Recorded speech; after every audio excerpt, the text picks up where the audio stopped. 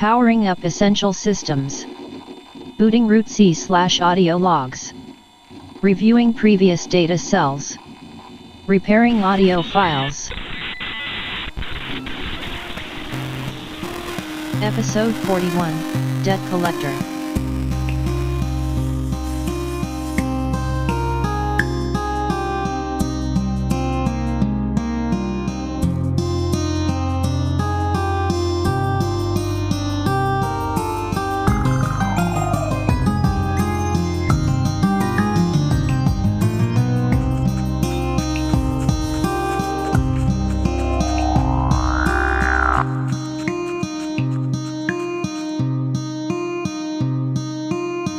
Yeah, so you guys, your brains just smash through each other. You get these memories, these understandings as the world is shrieking and falling apart around you. Dice, you pass out, being so close to death anyways. This is more than you can handle. You black out. And Bravo, you basically fall over. You end up, but you're still conscious in this world. Rex, what do you do while these two are just freaking the heck out? I think Rex is kind of more so focusing on himself because he's coming to a realization as his breathing becomes stabilized and he feels, some of the life coming back into him as he starts feeling more and more normal. And he kind of going from just kind of slumped against the wall to jumping up on his feet in one moment.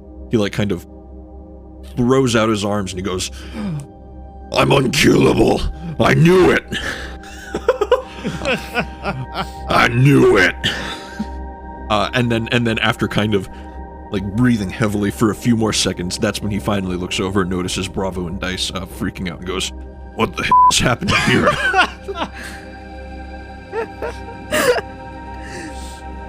Dice is passed out, man. I don't know. Amy's just looking back at between the two of you, kind of convulsing on the floor a little bit as you're going through this maelstrom trip real bad, and you, Rex, it's just I don't know anything anymore. As I'm reeling, and I'm still at this moment not quite sure whether I'm Bravo or whether I'm Dice. I just say, "I lost him. I won't lose you." And I reach down and grab Dice and do what Dice does, because I just took the I just leveled up and took the angel move. So you're not dying. Nobody's dying today. Nobody's dying. Actually, I think a lot of people died already. Rex, that's not helpful. So, yeah, hopefully I roll well. Hey, hopefully. Do you want a second maelstrom trip? You know who's not dying today? Me, ever. Yeah. If I fail this and we have a second co-maelstrom trip, I think that means we just have to trade character sheets. This would be the fifth maelstrom encounter. Honestly, if she has another failed maelstrom trip twice in a row, plus a third one that just happened. Yep. Where did my backstory go? No. Oh God! What did you do? What did you do? Snake eyes. What's your modifier? Can I bring it up to a 6? I have a +3 in weird, so that's a 4. But a 6 is still a fail. Wait. Okay. Wait. But if you have a +3, that brings it to a 5. 2 + 3 is 5. Oh yeah, that does bring it to a 5. Matt. Okay. Or Rex. You can help. You have become weirder than you ever have been. However, if you don't perfectly nail this, you are getting roped into.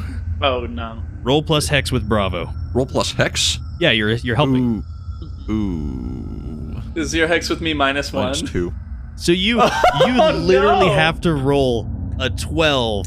Otherwise, you get sucked into the maelstrom with them as he fails horribly. 2 6s. Nah. Don't let statistics push you away from doing something cool. Come on, think of how good it'll feel when you roll that 12. I guess the better question is, would Rex actually help Bravo? I mean, yeah, I guess. Matt doesn't want to because of the statistics behind this, but I guess Rex would actually help. What's the % chance that you'll get the 12? I believe it's 1 in 36.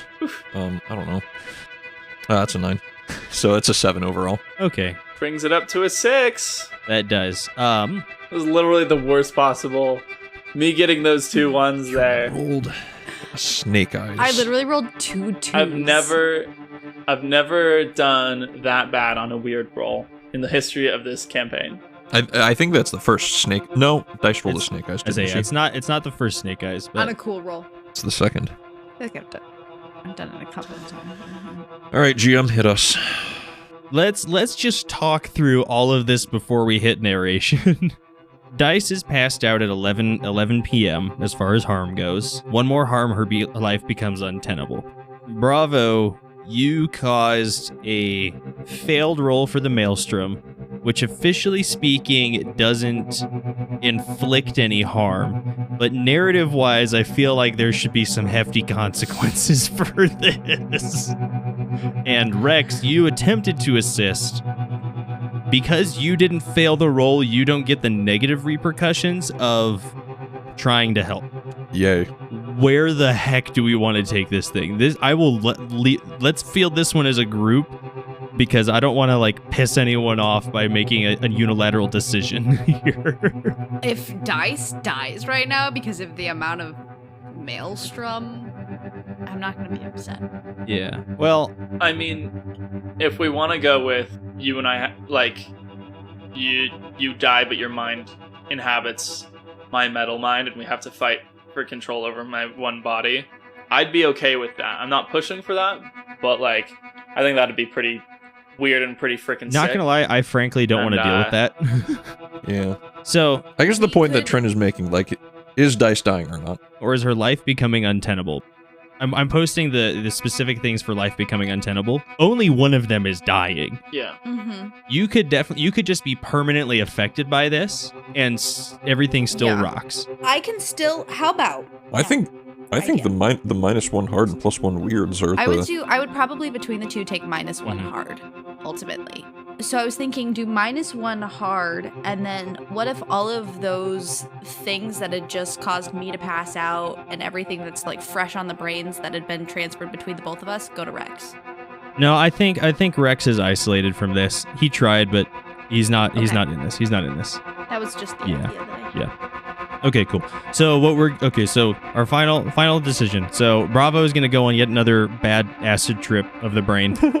And Dice, you were going to take a -1 to hard to your hard stat. Yeah. However, because also reset your harm clock to 6, because your life became we're calling this your life became untenable, and at that point you would reset the clock. So we're kind of fudging it because you're not really dying, but you're taking a permanent change forward from the death list. You know what I mean? Okay, cool. Okay, so Bravo, you reach out to Dice as she's on the floor, and you try to channel that same focus and that same energy that she just put into you. It's something you haven't tried before, and it doesn't mesh. It doesn't connect well with the circuitry in your brain and this weird helmet that you've picked up and started using, and you're trying to get the hang of it, and you are blasted out of yourself in an out-of-body experience, and you see everything as you get flown back into space in this weird cacophony of white noise as Dice's body arches as if electricity is being run through it, and Rex rushes over and touches you and Dice and tries to do something, but you get flung back, Bravo, and you get this weird idea that the only reason you are able to do this weird, or try anyways, this weird brain stuff and try to get it all figured out and clamped down is because the world is a broken, shattered husk of what it once was. As you're flung back and get this crazy wide perspective that overloads your mind, you just get this feeling that because everything is broken, this is why nothing is going the way you want. You pass out, head hits the floor. Rex, you turn around as the horde, as the mob that you heard outside the building faintly as you were in the battle with Vodka Green and her guards comes bursting through the door, looking for any survivors and any bodies of their leaders as they've been commanded to bring them out to the public. She's dead. Points at vodka.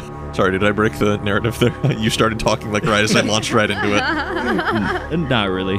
Dice, you have no perspective on Rex just standing there and pointing to the crowd as people he doesn't know are looking for someone he shot. Your brain it's a miracle it hasn't melted out of your ears. You've had a weird trip with Corbin, you had a weird trip with Bravo, and then Bravo frickin' did this, and it addles you. Your brain moves beyond what it can handle, and you lose some of that resolve that made you while you were on your own in the wastes. Mechanically, we're going to take that hard score and we're going to subtract 1 from it. Okay. And I don't know about you guys, but I feel like this is a great time to just fast forward. Yeah. Yeah. Yeah. Fair. Time passes, and the 3 of you are busy trying to get this city back up and running in the way that it kind of needs to be. You've removed the leadership, but the traces of their presence will be felt here for a very long time. You've done your best to get the people from the resistance that are good, solid people to be at the head of this ship. Though this has been a very difficult and trying experience for all of you, and you are not the same people that you were when you first laid eyes on New Pittsburgh. This truly is now a free city.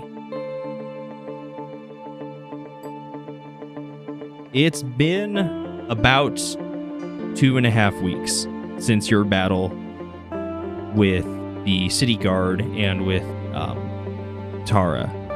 Dice, it took you a while to recover mentally and physically. Bravo, it was one bad trip, one bad dream, and as you've slept at night, you've had these nightmares, like you're being watched over. You see feathers and beady red eyes, a debt collector waiting in the eaves. And Rex, you've been different than you ever have been before. You've been sticking with Amy. She's been doing most of the work, and you're trying to get used to this new feeling of who you are and what you are. I think Matt, would you care to explain the mechanical changes that this event has caused to Rex? Because I don't think we've had an opportunity to really get into it yet. No, not really. If I just come out and say it, basically, on that very last hard roll that I did at the end of last session, I got a level up, and I decided to change my playbook. So I'm actually now, as you may guess, I am a faceless. And so we wove that in narratively, and now Rex is a faceless and not a gun lugger, which is also why Opera was mangled beyond belief. And yeah, so... that makes sense. Yeah. So now Rex has gone from a scary gun-toting juggernaut to just a scary juggernaut. Just as scary. He's back, and he's scarier and juggernautier than ever. And ooh, juggernauty. Believe me, Juggernauty. juggernautier. Yeah, he's juggernauty. Believe me when I say both of those things. Yeah. But you definitely notice a bit of a personality change from him through these times. He's kind of quieter in a way. I feel like recently he's gotten a little overconfident, a little cocky in some of the situations he's found himself in. Truly nothing can harm him. And in a way, he's been some sort of combination of humbled and really deep down proven right. Because against it all, he did not die. He is something else. He's still Rex Kilgore, but he's something else now. Can I say something about Bravo in the meantime, too? Absolutely. You guys notice Bravo is different, too. Obviously, something weird happened during the assault, but at the very end of it, this is his experiences mind melding with Dice have unlocked stuff that he tried to hold back for a long time. And so you notice him doing some stuff you would have never imagined seeing him do before, working to try to help set Philip up with the guy that Bravo saw when he tapped into Philip's memories, and noticing when Rex and Amy are together and kind of like, being like, guys, let's give him some alone time, but then also crying himself to sleep as he realized like not acknowledging love was his way of holding back the memories of what he had lost in Siliconia. And now as he's been forced to connect with that again and feel love through somebody else's eyes,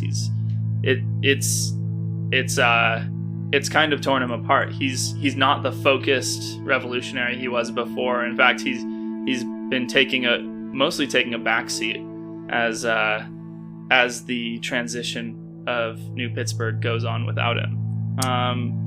I was thinking there could be a scene where he talks to Rex about, or even talks to Rex and Dice about what happened, about him betraying them. This is definitely the space for it. Okay. At one point, the three of them are together, and Bravo is just like, guys, I'm so sorry. You know there was weird stuff going into the city. They knew we were coming. I didn't trust you guys. I didn't trust our allies, and I told them. So, you're the reason they found out? Yeah. Bravo. I mean, turned out to have been strategically in our favor in the end, but you guys are. I mean, we're all a bunch of psychos, but for better or worse, you guys are my best friends, and I don't think I'm gonna do something like that again. Well, honestly, I can't fully be upset about it because clearly it all worked out at the end. But, I'm also not going to say that we also have to trust each other either, because this entire world is crazy, and I still don't even think that I can fully trust. I have a hard time giving my full trust to anybody. I won't lie in saying that if there's anybody that I trust more, it'd be you guys. I don't expect trust 100% of the time. Rex is not going to say anything. He is going to stare off, kind of not moving. Without seeing your eyes, I'm just like, turn to Dice. Is he asleep? No, Bravo. I'm not asleep. You're just so quiet all of a sudden. Don't know. Getting used to that, I guess. I'm just wondering if I should blame Bravo for what happened to me. Through all of that, I don't know, because at the end of the day, it got us, well, you probably could blame Bravo for that, because it got us up to the city emptied, it got us to the top of that tower, and into that situation with vodka to begin with, so probably. I'll mull on it. Bravo didn't really have, like, a specific goal going into that, so with that, he just... Cool, so Rex can leave first. Dice will just kind of stay sitting in the room for a little bit longer. Throughout the time, as the 2 weeks go on, you notice she just gets up and starts helping, doing whatever she needs, and ignores any questions asked.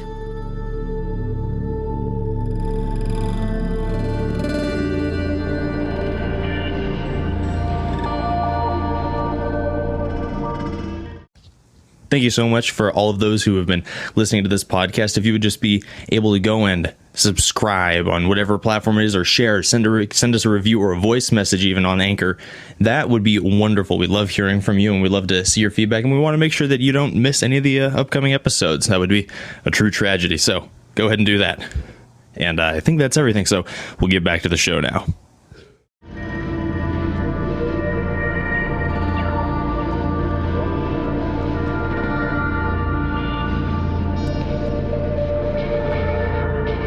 Trent, let me know when I can get Bravo alone. Bravo, you've been plagued by nightmares. Much like we described a few minutes ago, nightmares of birds, beady red eyes, and the feeling of something looming over you. But one night, things are clearer than they have been before.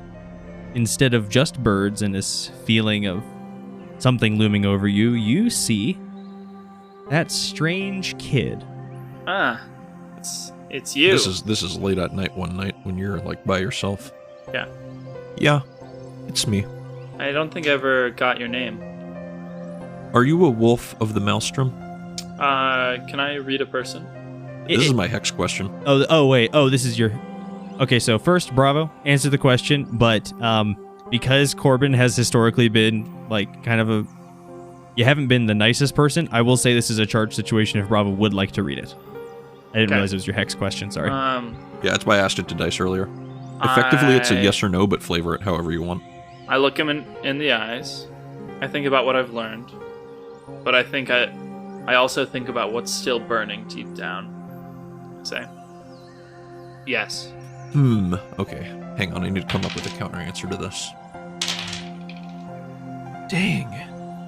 How would I describe Bravo? I didn't expect you to say yes, so I'm kind of thrown off. I don't really know what being a wolf of the maelstrom means, but of any character that's been described, based on what has been done, I'd say that Bravo is the closest to matching that description. Right. I know what you are. I know what you really look like underneath. Under your disguise. Afraid. Cowardly. No honor. You're a rabbit. Wolves eat rabbits. So I got an 11 for my read a person. Cool. And so, my first question is, what does your character intend to do? Collect the debt. My second question is, how could I get your character to, and there's a blank, I'm going to fill that blank with, how could I get your character to follow me and join our team? Huh. You seem like an interesting bugger. Come join our family. Yeah? This is not someone who's going to join the team. This is someone who can help when you need it. This person will not be your friend. If you want help, you will owe. So there's no way I can get him to follow me then? You can get them to follow you.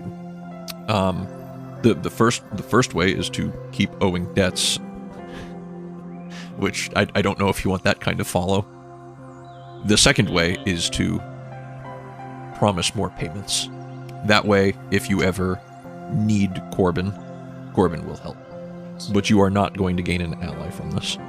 Seeing as I have not shown any sign of submission yet, as I've not shown any sign of forking up my debt, my third and final question is, what does your character intend to do? Didn't you just ask that? No, I asked, what does... Oh, wait, no. Yeah, I did. Never mind. That was the first one you asked. Whoops, I got mixed up. I'll save the third one, because it says I just need to use them while interacting with you. Yep. You're a freaky... I don't know how you got in to my home. No one's done that before. How did you do it? It might be your home, but it's my playground. Hey, how can I get you to join the team? Oh, no, I'm going to be mean too, back. Well, when the answer is nothing, give me everything that you own. It's not give me everything you own. There's more than one kind of debt. You just haven't learned them yet. So, listen, you can call me a rabbit if you want. But mess with me and you'll know the truth. Now, why don't you answer my first question? What's your name? I go by Corbin. Corbin? Alright. I already told you my full name, but, my friends call me Bravo. So, what's this debt? You promised the crows anything. I said I'd give you what you want. It's true. Also, you said anything. Maybe so. You were desperate to get your friend back, so you could save your other friend. Fair.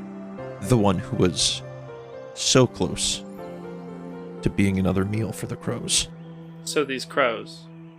Death? Is that who you serve? No.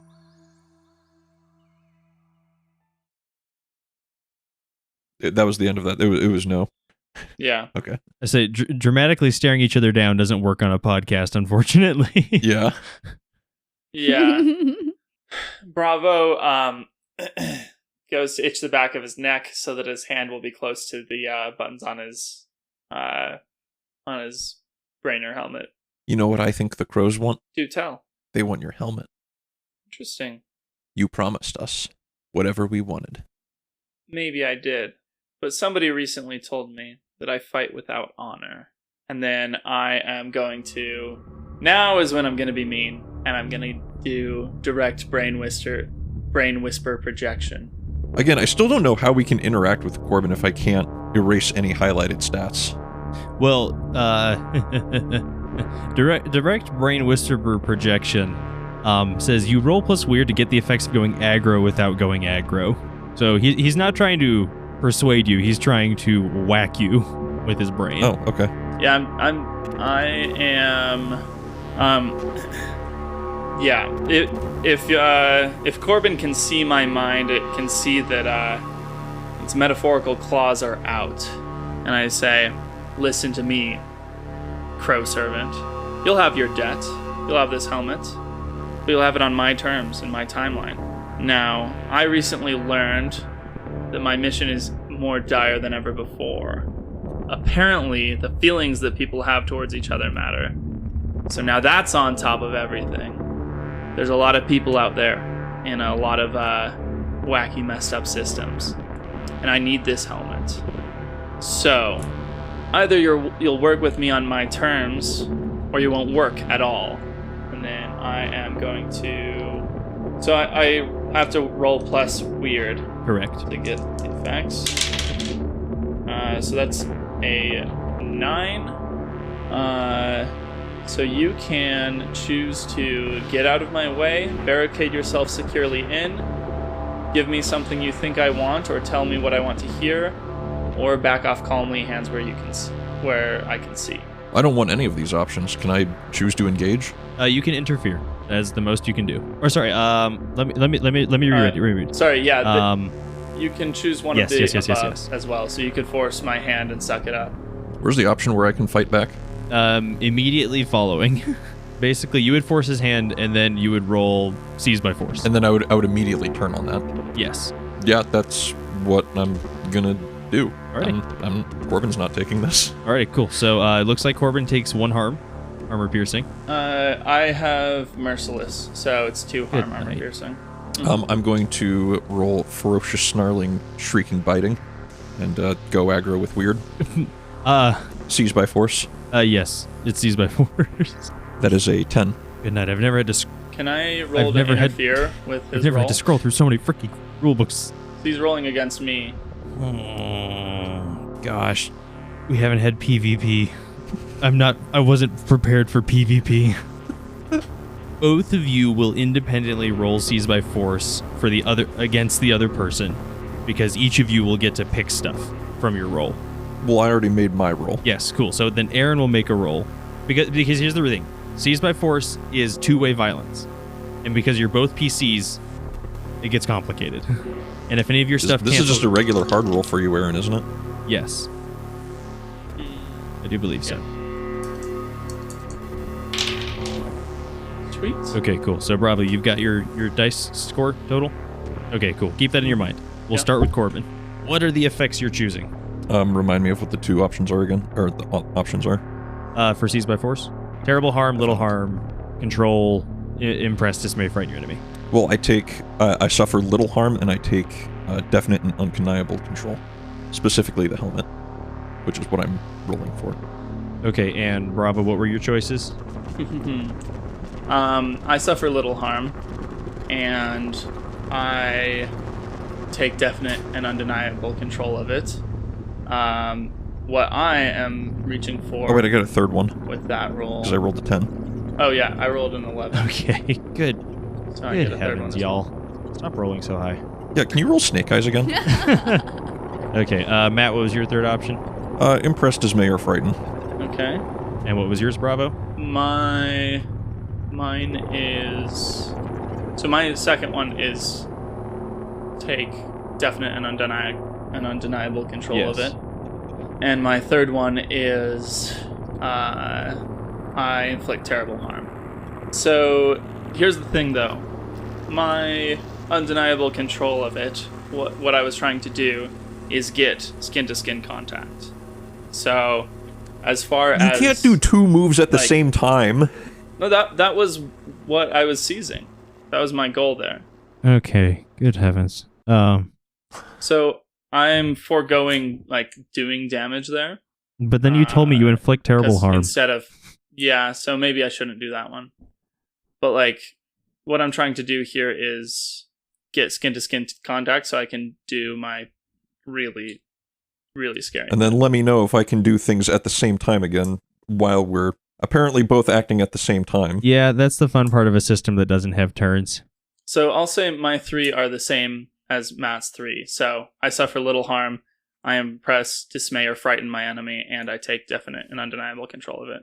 So he's got my helmet, but I've got him. Or I've got, like, his arm or something. Yeah. Okay, so in a situation where the two of you are basically just in a fist fight trying to grab stuff, fists deal 1 harm, both of you took little harm, so there's no harm being exchanged. Corbin gets the helmet, but Bravo grapples Corbin.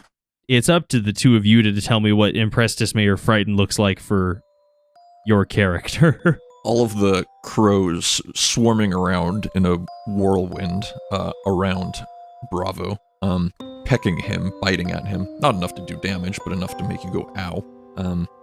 Seeing the, swirls of black and red from their beady eyes as they've gone from, beady black neutralized to glowing red as they swirl about. Corbin, who's gone from, a freaky kid to a terrifying freaky kid monster. The scraggling hair behind them, the fangs showing, glowing red eyes as they lunge for your helmet. And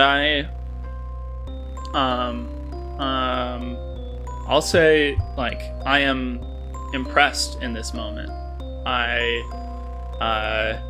Every time I've done something weird with the Maelstrom, people have been confused or shocked, and at this point I'm seeing somebody who's actually an equal on that level.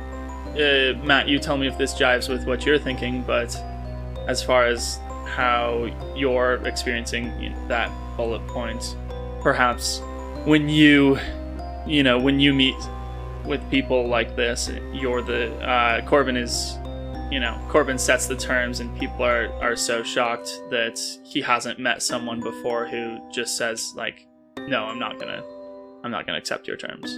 Well, I'm not dismayed because I've got the helmet. I'm not frightened because that doesn't happen. Maybe I am a little impressed. Maybe you're not a rabbit. You're right, you are kind of sticking up, which is positively infuriating. It's something. You are not a rabbit. At this moment, I would like to use in-brain puppet strings. My turn too. Simultaneous turning. Yeah. Let's okay, Matt, what are you looking to do with Corbin? Oh, I'm gonna do Mother's Heartbeat. I'm tired of Aaron being of Bravo being the only one with overpowered moves. I've got mine. All right. Before he gets away, come on. Okay. Gotta get a good one here. Okay, 7 so or higher. 13? 13? Okay. They're not showing up, but that's a 6 and a 5. Plus 2. Alrighty. Bravo, I would offer you a devil's bargain to resist instead, but that's not going to do you any good. Well, here's the thing. I'm okay with him leaving, but I reached out and grabbed him. My whole point of the Seize by Force was to grab him so that I could immediately do in-brain puppet strings. I don't know why I can't say puppet strings right now. So, before he's out of here, do I have the chance to do that one roll? Because this isn't like, oh, I grab his hand and then, wait a second and then do it. It's like, in the fight, I was thinking, like, in the fight, I'm just like, I just gotta touch skin so I can so I can let this thing rip? Depends on if you're making Corbin act or not, I think. No, so in-brain puppet strings is you give them a command and then you have holds where you can either harm them or cause them to take a -1 to a roll, and then it's up to that person whether or not they want to bother ever fulfilling that command. Gosh, this is complicated. Aaron, we've broken the GM. Yeah, okay, so, Matt, what are you doing for Mother's Heartbeat? Everything but bring someone with you. Everything but bring someone with you. Okay. You know, right now is where I'm really glad that the extended playbook and the reference sheet are different PDFs, so I can have both of them open at the same time. Yeah, I can watch and hear what's happening where I was. I can reemerge in a different place, and I am healed of all harm. Okay. And Bravo, what did you roll for in-brain puppet strings? Or have you rolled yet? Oh. Okay, you can roll. Rolled it, yeah. Well, you lucked out, Matt. I only get a 7. Okay, so you get one hold. So the two of you come crashing together. Bravo, you grab onto Corbin and implant some command in him, which is swear your service to me. Okay, so I guess that command gets planted. So you grab Corbin, you tell him swear your service to me, whatever, as Corbin yanks the helmet off you and vanishes in a puff of feathers, reappearing somewhere else, presumably back in his den. Something lingers, but at this time, as he vanishes, Bravo, you wake up and see the sun rising over the walls of the city. And we're done. I'm done.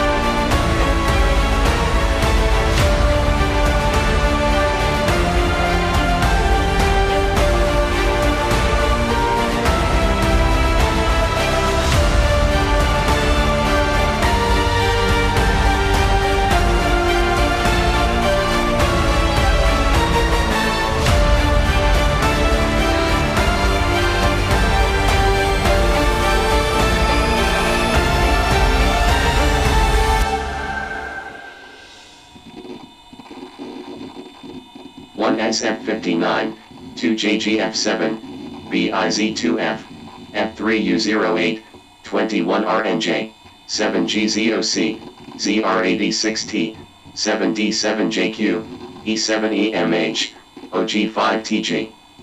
Break. UNWJJS, PZX, KUCYNT, AIEJ.